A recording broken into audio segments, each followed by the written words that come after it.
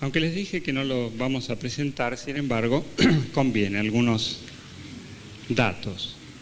Él ha sido provincial de su orden, la Compañía de Jesús, maestro de novicios, rector de las facultades de Teología y de Filosofía del Colegio Máximo en San Miguel.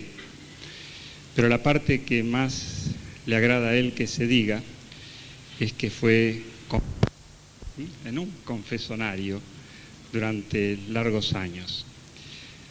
Entonces cumplo con esto, soy breve en los otros títulos y le dejamos la palabra. Bueno, muchas gracias y buenos días a todos.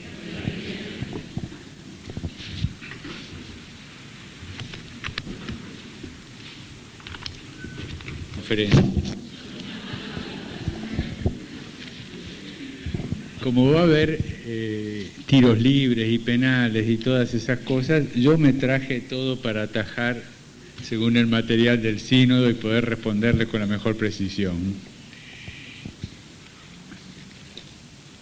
Me pareció que convenía encuadrar objetivamente el sínodo, las cosas que habían pasado.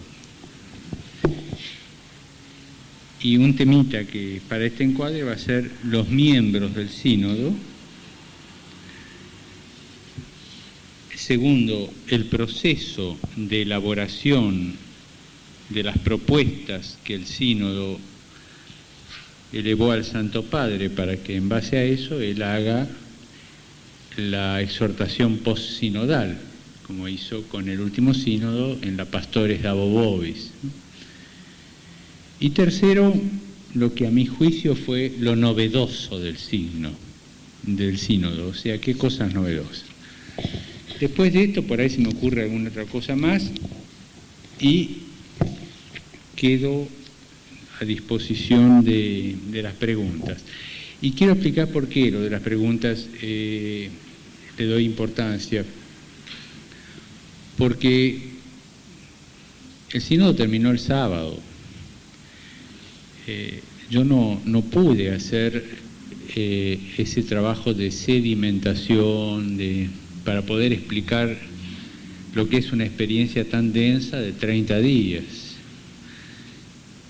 Entonces, en estos casos lo que conviene es que a uno lo pinchen y salga la experiencia. O sea que en este caso es muy importante las preguntas y que sean preguntas que hagan al fondo del sínodo, aunque bueno, también puede ser la mera anecdótica también, pero que me obliguen a formular las cosas, esta experiencia que todavía no tengo formulada. ¿Está claro?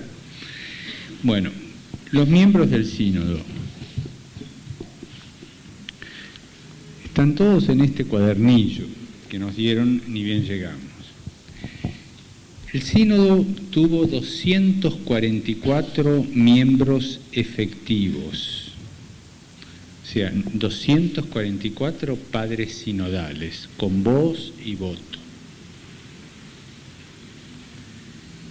de los cuales 10 eran religiosos no obispos, elegidos por la Unión de Superiores Generales. Otros 10 no obispos también religiosos elegidos por el Sumo Pontífice. O sea, había 20 religiosos, además de los obispos, ¿no? De estos 244, en los que están incluidos estos 20 religiosos no obispos, hablaron durante el mes en el aula 225.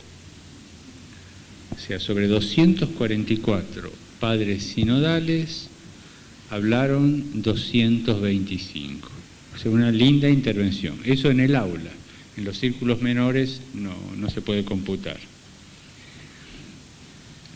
Segundo, además de estos 244 miembros del sínodo, había 75 auditores y auditoras. De estos 75, 51 eran mujeres.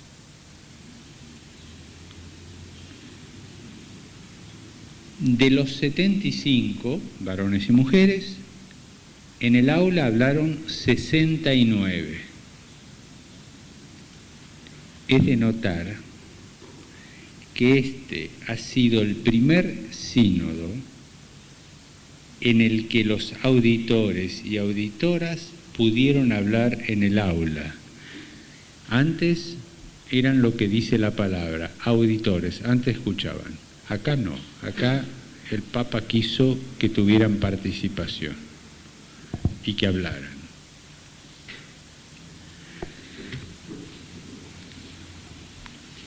Tercero, además de los 244 padres sinodales y de los 75 auditores y auditoras, había 9 representantes de otras tradiciones cristianas, ortodoxos,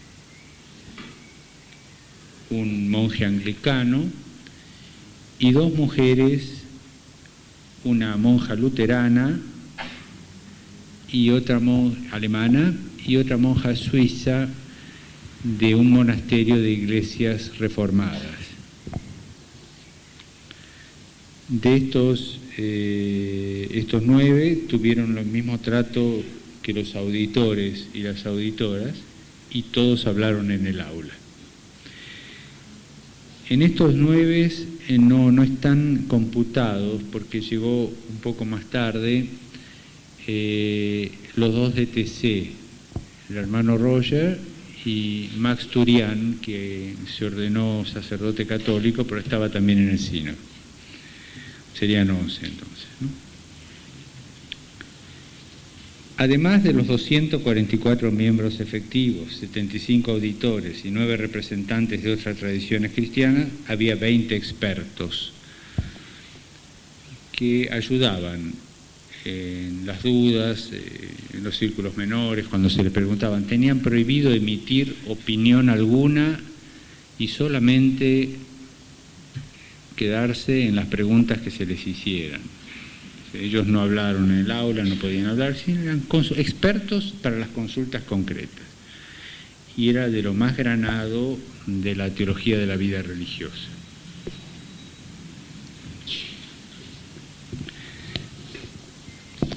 De los padres sinodales y auditores, todo junto, 218 pertenecían a la vida religiosa, ya sean obispos o no, ¿no es cierto? Esta es otra mirada sobre el número. Y en esta proporción, 186 religiosos y religiosas, 12 miembros de sociedades de vida apostólica, 6 institutos seculares, 5 de otras formas de vida consagrada y los 9, que son 11, de otras tradiciones cristianas. Había muchos obispos religiosos. O sea que el tema se hacía sentir en los participantes.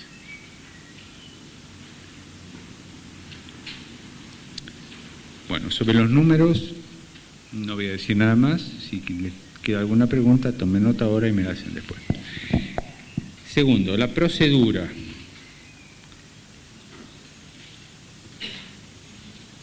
Tengo el programa aquí. Hubo 27 congregaciones generales, todas presididas por el Papa. Congregación general es todo el sínodo repleto, incluso con los asesores y los auxiliares de secretaría, con intervenciones en el aula. Cada uno de nosotros tenía 8 minutos para intervenir y duraban a la mañana de 9 a 12:30, con un pequeño corte, y a la tarde de 5 a 7 de la tarde. Fueron 27 de estas reuniones que se llaman congregaciones generales. La de la mañana se contaba como una sola, el corte no eran dos, ¿no? Todas estuvieron presididas por el Papa. De estas 27, 4 fueron llamadas audiciones, es decir, donde intervenían los auditores y las auditoras. Pudieron hablar todos los que quisieron, llenaron 4. Además de las 27 congregaciones generales, hubo 15 sesiones de círculos menores lingüísticos. Eran 14 círculos por lengua, había 3 de castellano, 3 de francés, 3 de inglés, 1 de alemán, 2 de italiano, 1 de latín, no me acuerdo más, pero eran unos 14 círculos. Ahora estoy dudando si eran 12 o 14. O 14. Bueno, hubo 15 reuniones dedicadas a esto, o sea, 15 sesiones de 9 a 12:30 o de 5 a 7. Bueno, esto respecto a los miembros y a la procedura. Lo importante del sínodo, bueno, además de la vivencia y de la comunicación, diría el resultado. ¿En qué tiene que terminar el sínodo? En las propuestas que se le hagan al Papa, que en el fondo es lo que va elaborando el sínodo, todo el proceso, ¿no? La reflexión del sínodo sigue un camino, es el caminar juntos, como lo dice su etimología, y va tomando cuerpo hasta la redacción definitiva y la aprobación por mayoría absoluta de sus propuestas, que se le presentan al Santo Padre para su consideración. En este caso, las propuestas fueron 55.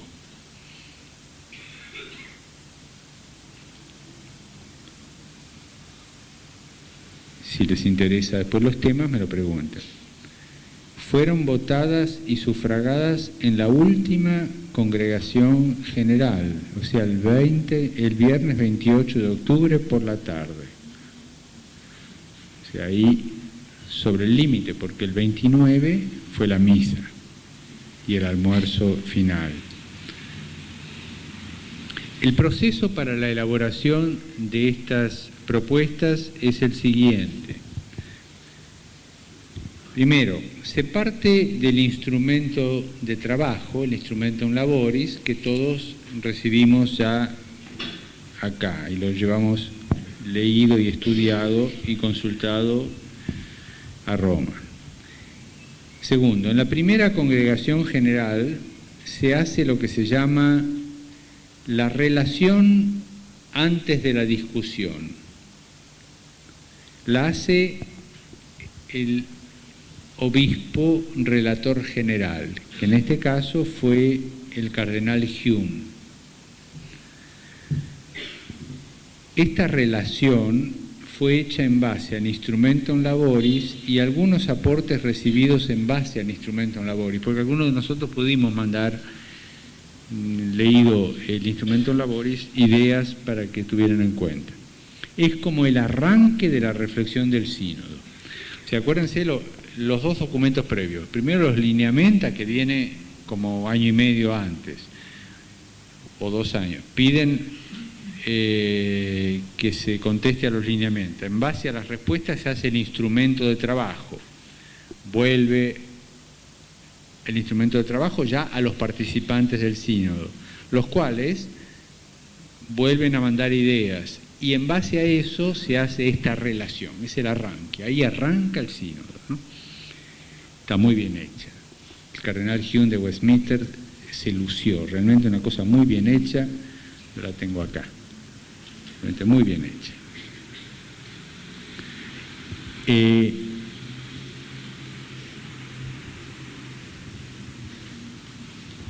Tercero, después de esto viene la discusión en el aula, que en este caso duró hasta el 14 de octubre al mediodía.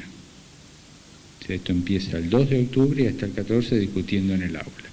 Discusión en el aula son intervenciones en el aula. Cada padre habla 8 minutos. Es interesante el primer día, apasionante el segundo. Hay momentos que es más aburrido que chupar un clavo. Realmente es pesado, muy pesado. Pero sin embargo hay que estar atento porque cada cual va hablando su experiencia, ¿no? y su reflexión o sobre la generalidad o sobre un punto concreto. Generalmente solían empezar así: me voy a referir al número tal del instrumento laboris o al número tal de la relación del cardenal Hume, ¿no? O sea, se centraba el documento, la intervención en el documento, ¿no? El 14 de octubre al mediodía se cerró. Se dedicaron a la discusión en el aula 13 congregaciones generales. Además de estas 13 congregaciones generales de discusión en el aula hasta el 14 de octubre, hubo otras actividades. Primero, 2 reuniones de círculos menores en las que se eligieron los moderadores y los relatores y se discutió sobre los temas que habían salido en el aula, y las 4 audiciones en las que intervinieron las auditoras y los auditores. Cuarto, todo esto desemboca en una segunda relación hecha por el mismo cardenal Hume que se llama relación después de la discusión. Es curioso, el sentir general era que era mucho más rica y más brillante esta que la segunda.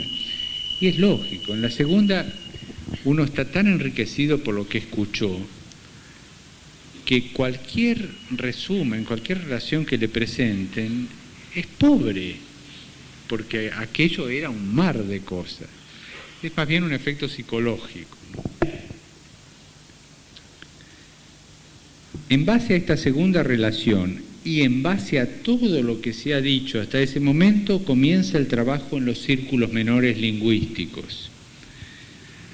Cada círculo menor prepara una relación y esta relación es leída en el aula. Se leyeron el 19 de octubre por los relatores de cada círculo. Y luego comienza otra fase, la preparación de las proposiciones en los círculos menores. Tales proposiciones van luego a la reunión de relatores formada por los relatores de cada círculo, quienes con los secretarios especiales preparan un elenco único de proposiciones que fue presentado el 22 de octubre a la tarde. Ya el primer elenco de proposiciones. Eran 53, después pasaron a 55.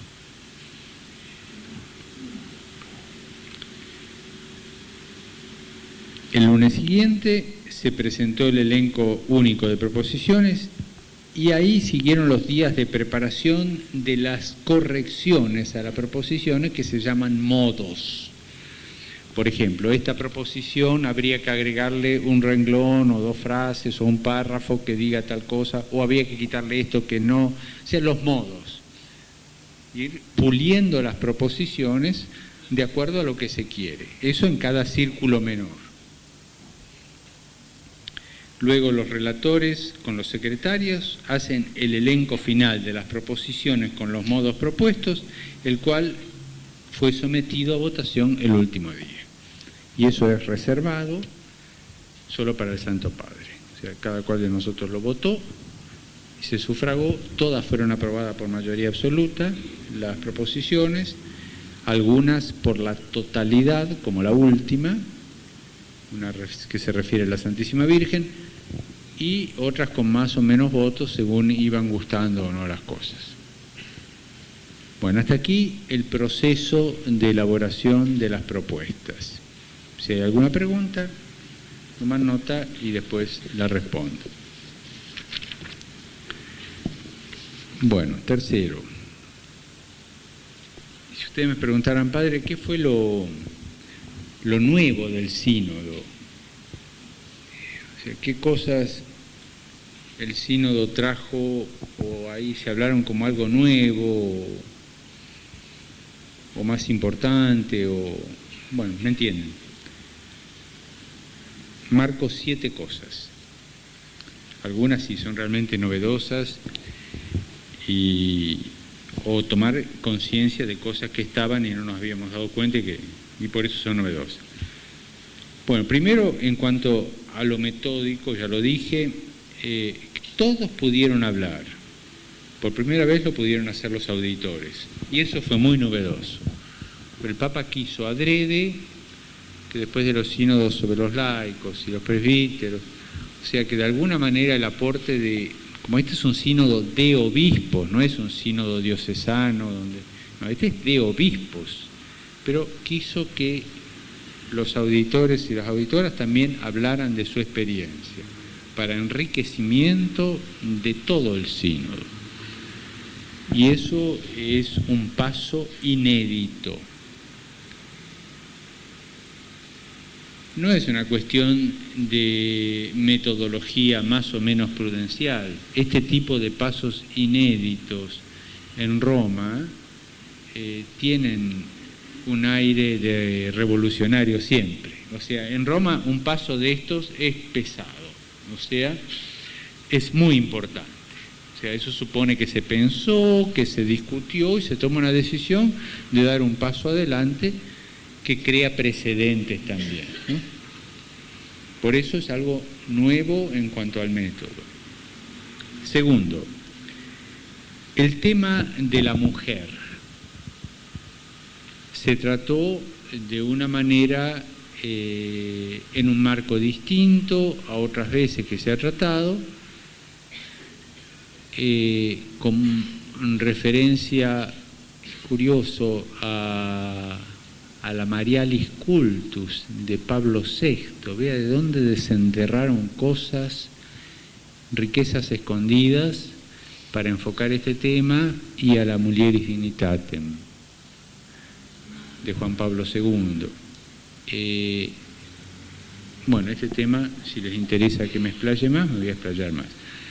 Pero fue algo novedoso el sitio, el lugar, el tiempo de reflexión que se le dio a la mujer consagrada. Tercero, el tema de la inculturación,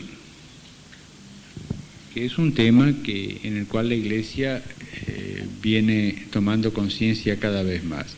Se le dio mucho tiempo, mucho espacio y tratado de modo novedoso. Cuarto, voy a hacer una afirmación, y acá todos son religiosos o religiosas ustedes, así que perdónenmela, pero es novedoso caer en la cuenta que la teología de la vida consagrada todavía está en camino. Se dan acercamientos en base a corrientes de pensamiento, pero todavía no hay elaborada una teología de la vida consagrada como base fundamental.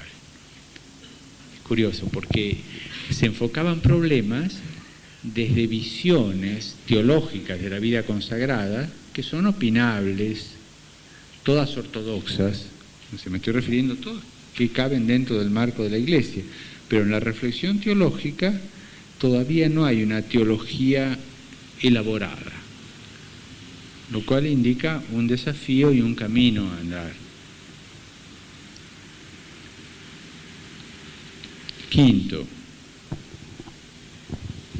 aparece en su conjunto, con gran novedad, el fenómeno eclesial de las nuevas formas de vida consagrada. Y también, junto a esto, la repristinación del orden de las vírgenes, de las viudas y las eremitas.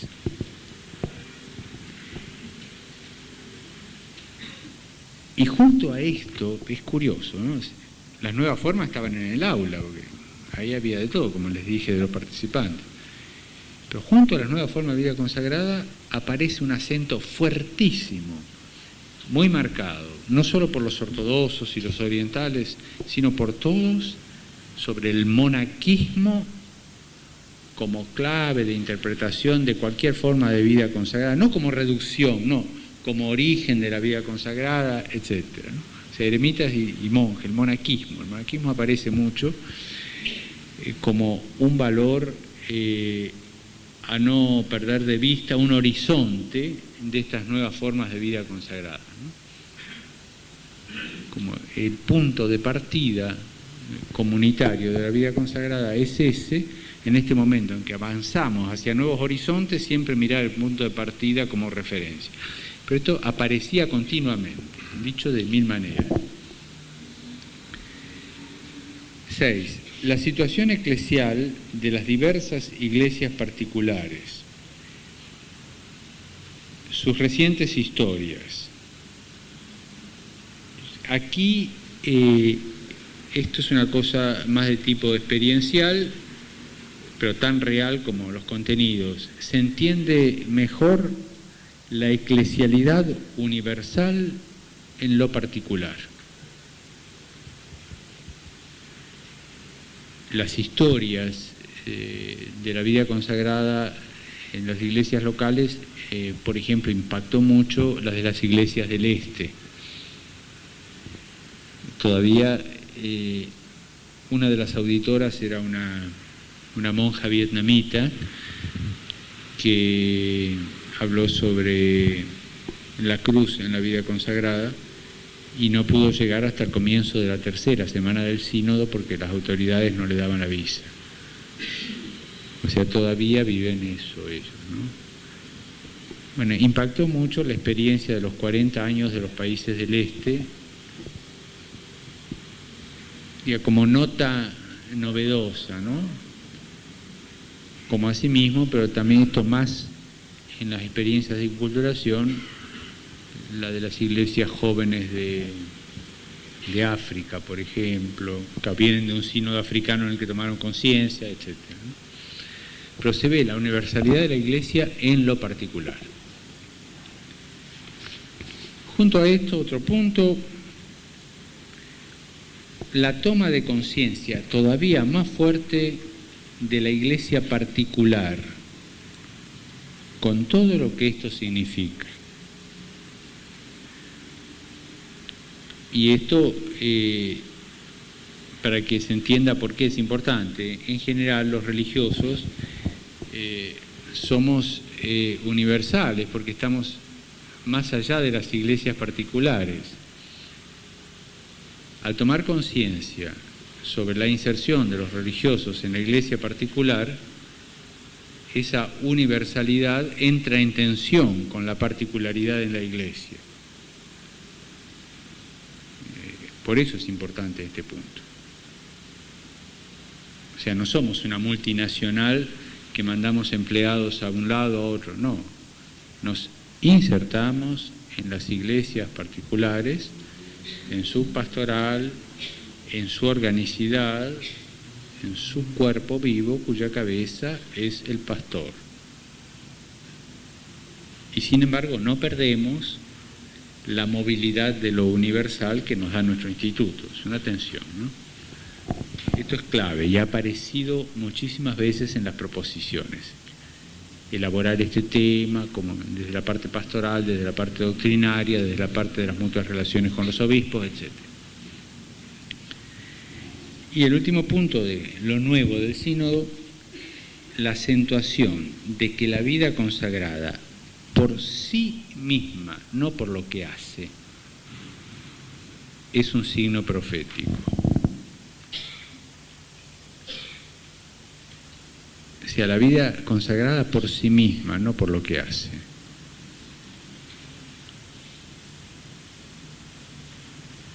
Lo cual no quita lo que hace, pero se fue más allá, ¿no? El hecho solo de ser consagrado es un signo profético en el sentido de lumen gentium, o sea, escatológico, ¿no? Bueno, eso se elaboró bastante también, como algo novedoso.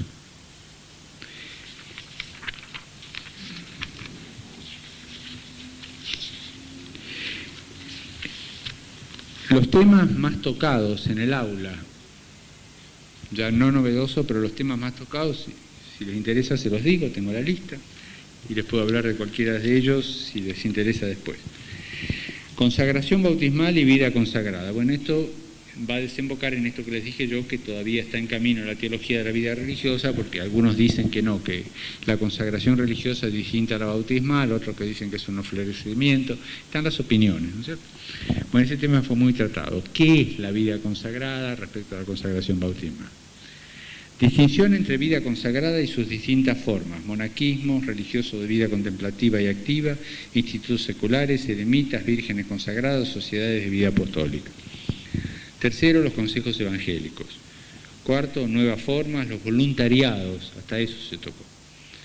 Y una de las propuestas va sobre el voluntariado.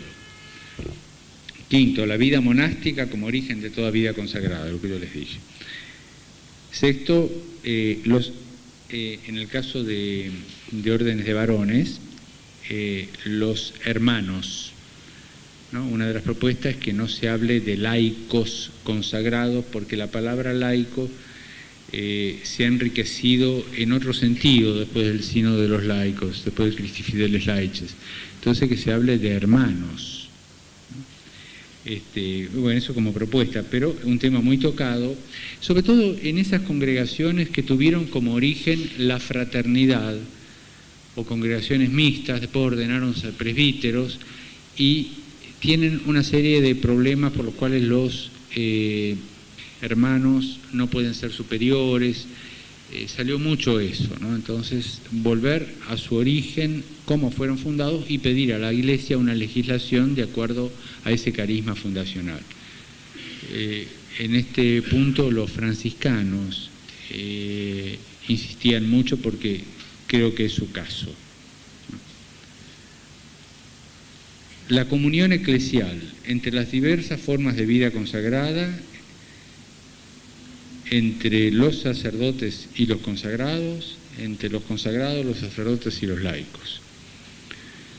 Otro punto, la relación obispos-vida consagrada según mutuas relaciones. Como punto de partida, la opinión de todos es que hay que dar un paso más en la misma línea de mutuas relaciones con otro documento, y se pide, porque pasaron 15 años y pasaron muchas cosas, mucho progreso en la concepción de estas mutuas relaciones, y que hay que reajustar el documento. Otro tema, consagración y misión. Este fue muy tocado, este tema. Curioso, la consagración en sí misma como signo profético, pero también lleva inherente una misión. La dimensión profética de la vida consagrada, otro punto tocado. La cultura y sociedad contemporánea, desafío para la vida consagrada. Otro punto tocado, los mass media. Y todo esto es matemático, o sea, simplemente los puntos sobre los cuales hubo más intervenciones. Las regiones culturales, en especial aquellos que sufrieron o sufren persecución. Acá se da un fenómeno muy interesante en estas regiones, si a alguno le interesa me lo pregunta después. Otro tema, la evangelización de la cultura, inculturación. 15, la opción por los pobres, antiguas y nuevas pobrezas, se habló mucho de eso. 16, la formación del consagrado en el mundo de hoy y la preparación para la nueva evangelización, con lo que supone de selección, formación inicial, formación continua y formación de formadores. La mujer consagrada, su misión y formación, la promoción vocacional, la vida fraterna en la vida consagrada, diversos tipos de comunidades, consagración y misión, ecumenismo y vida consagrada. Se insistió bastante en esto. Hubo muchas intervenciones sobre el ecumenismo y la vida consagrada, hasta tal punto que después, cuando se pidió el último día que se interviniera en el aula proponiendo temas para el próximo sínodo, este fue uno de los temas que se propuso muy fuertemente, el ecumenismo. Renovación de la vida consagrada y nueva evangelización. Esos son los temas más tratados, 23 temas, los que llevaron el rating.